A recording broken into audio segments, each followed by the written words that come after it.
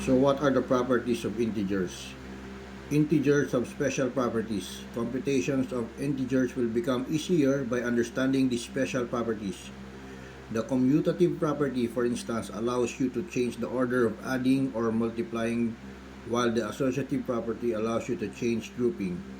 So the properties of addition of integers, number one is the closure property. A plus B is equal to integer. The commutative property, A plus B equals B plus A. Associative property, in close parenthesis A plus B close parenthesis plus C is equal to A plus B plus C. Okay.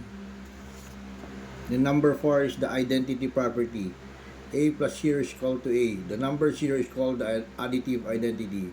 Inverse property, A plus minus A equals to 0. The number negative A is called the additive inverse. Distributive property, A times B plus C is equal to AB plus AC.